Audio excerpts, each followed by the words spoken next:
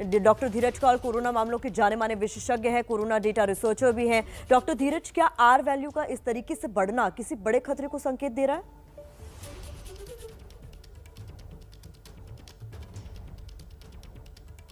नमस्कार, thank you for having me on the show. बहुत important concept है। देखिए, अप्रैल 2021 के अंदर R value 1 and that's why it was a very big concern हमारे लिए यहाँ पर। क्या आप मेरी बात सुन पा रही हैं? जी बिल्कुल, अब आपका ऑडियो क्लियर आ रहा है। जी बताएं सर।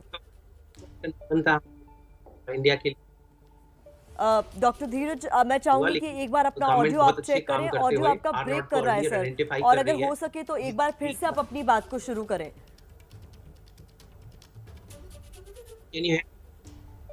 जी हाँ, आर नॉट, देखिए आपके दर्शकों के लिए मैं बताना चाहूंगा, आर मतलब reproductive number of a virus. एक आदमी से वायरस कितने लोगों को संक्रमित करता है। अगर एक आदमी से वायरस एक आदमी पे जाता है तो उसे आर को हम 1 बोलते हैं। अगर एक आदमी से वो बहुत लोगों में गया, तो सपोज 2 में गया, तो R इज इक्वल टू 2। लेकिन कई ऐसे डिजीजेज हैं वायरस, जैसे कि मीजल्स बच्चों में जो देखा जाता है वो बहुत ही इन्फेक्शियस होता है, 1 से 18 में जाता है। आर वैल्यू को अगर आप अर्ली आइडेंटिफाई करेंगे, इसके कुछ फैक्टर्स हैं जो इसको इफेक्ट करते हैं, वो एडमिनिस्ट्रेशन के लिए समझना और लोगों के लिए समझना जरूरी है। सबसे इंपॉर्टेंट होता है लोगों की इम्यूनिटी, मतलब कितने लोगों के अंदर नेचुरल इम्यूनिटी वायरस के थ्रू गुजर जाने के बाद आई है और कितने लोग वैक्सीनेटेड हैं। भारत में अभी भी 7.6% लोग फुली वैक्सीनेटेड है, जैसे कि आप जानते हैं। फुल वैक्सीनेशन के 2 हफ्ते के बाद फुल इम्यूनिटी मिलती है। Second is evolution of virus. Virus कितनी तेजी से अपने आप को मॉडिफाई करके जो करंट एंटीबॉडीज प्रोटेक्टेड हैं इंसानों के अंदर, जो 7.6% वैक्सीनेटेड और 3.1 करोड़ लोग जो इन्फेक्शन के थ्रू गुजरे हैं, क्या उन एंटीबॉडीज को इवेड कर पा रहा है। और जो सबसे जरूरी है वो social behaviour, as in covid appropriate behaviour. क्या लोग मास्क डाल रहे हैं, पब्लिक गैदरिंग को कम कर रहे हैं।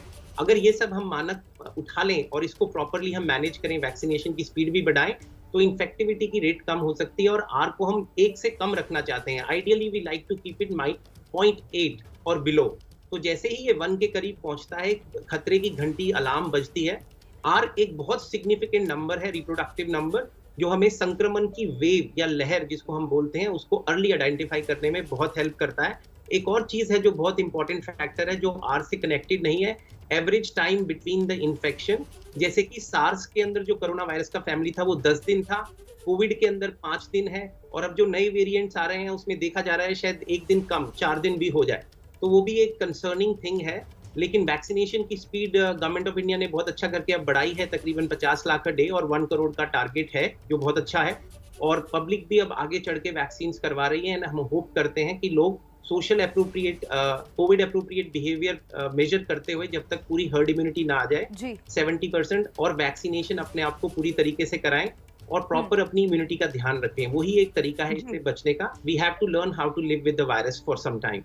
राइट, ये बहुत इंपॉर्टेंट पॉइंट आपने डॉक्टर धीरज बोला। लेकिन एक आम इंसान के मन में ये सवाल आ रहा होगा कि ये आर वैल्यू अचानक से बढ़ गया है। जैसे कि अभी हमने कुछ डेटा अपने व्यूअर्स के साथ शेयर किया कि कैसे पहले लगातार कमी हो रही थी, लेकिन जुलाई में अभी अचानक से बढ़ गया है। डज दैट मीन कि जो थर्ड वेव है it's going to hit sooner than expected?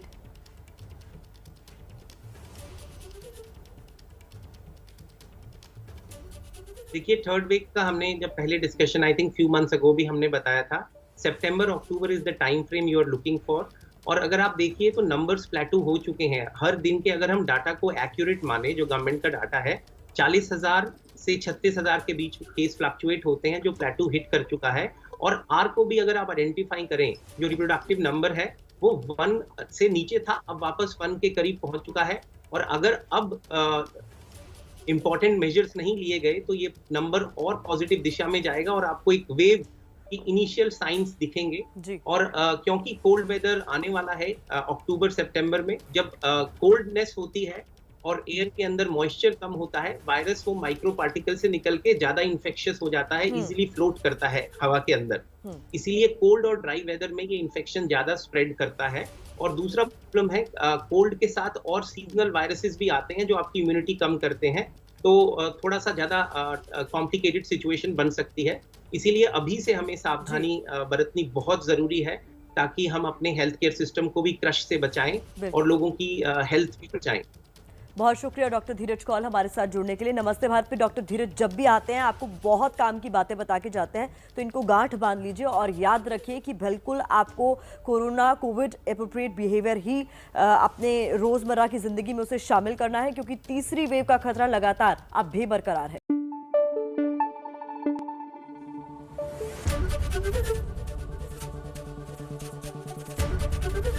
ABP news आपको रखे आगे।